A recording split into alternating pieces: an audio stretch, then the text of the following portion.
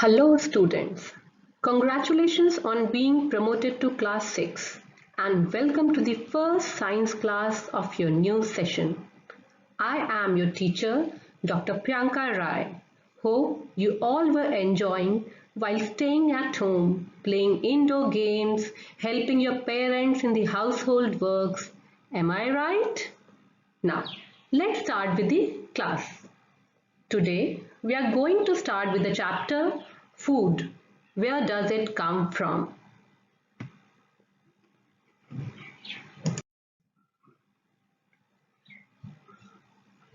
We know that all living things, be it plant or animals, need food and water to live.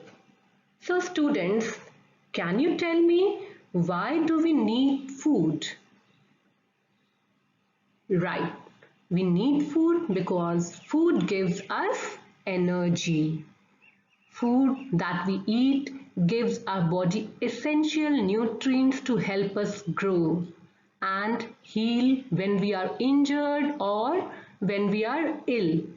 Thus, food keeps us healthy and provides us with essential nutrients to fight different kind of diseases. Now, did you eat the same kind of food today and yesterday? Or do you eat the same kind of food every day? Or did your friend had the same food as you have?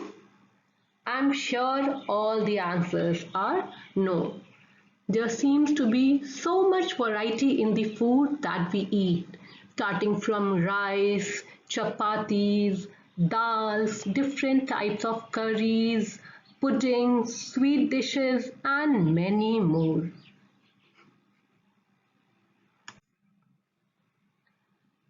So suppose there is a table in your book stating what do we eat. You have to write the name of your friends and the favorite food item. Like I have written Raju likes to eat fruits and Sonu likes to eat Maggi while Deepak is a very good boy and he eats roti and dal. So, to prepare a food, we need different kind of ingredients like to cook vegetable curry, we need different kind of vegetables, salt, spices, oil and so on. Now, what are ingredients? Ingredients are the materials required to prepare the dish we consume as food. For example, if we are preparing dal, then pulses, salt, spices, oil and water which are required for preparing a dal are its ingredients. Now, can you tell me the ingredients of idli?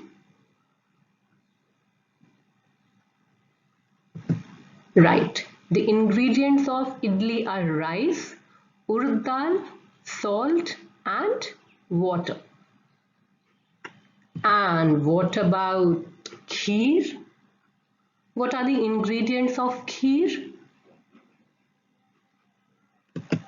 Right. It is milk, rice and sugar.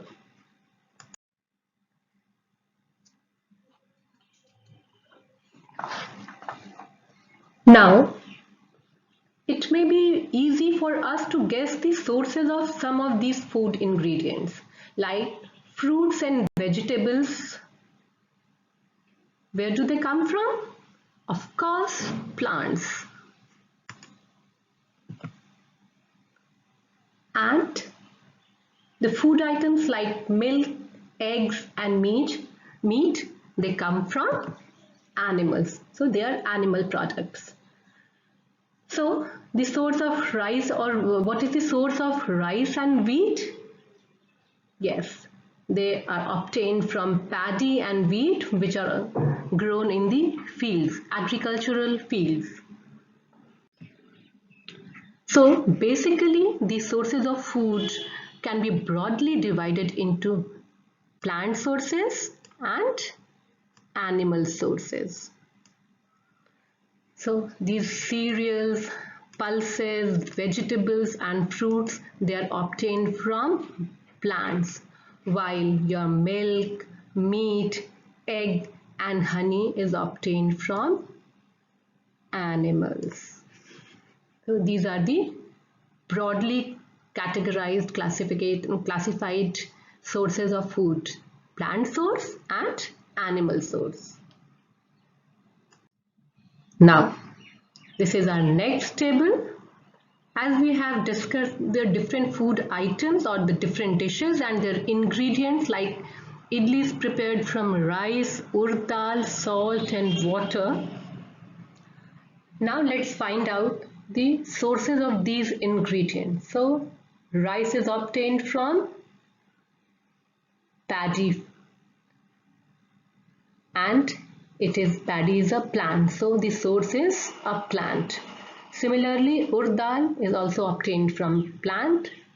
Salt is obtained from sea, and water, since we use groundwater for drinking, so the source is earth.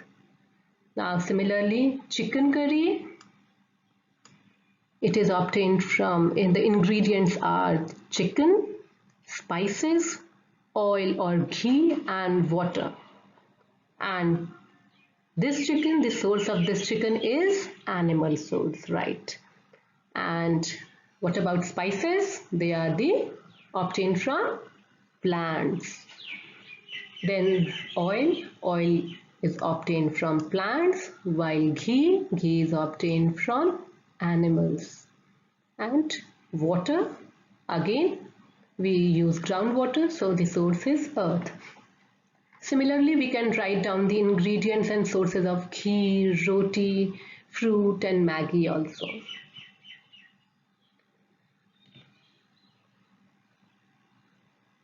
So what do we conclude from this activity? Plants are the sources of food ingredients like grains, cereals, vegetables and fruits, while animals provide us with milk, meat products, eggs, etc. And they are organisms or animals which are, milk is a animal product, and there are different sources of milk or different type of animals from which this milk can be obtained. Like we obtain milk from cow, goat, buffaloes and sometimes camels also.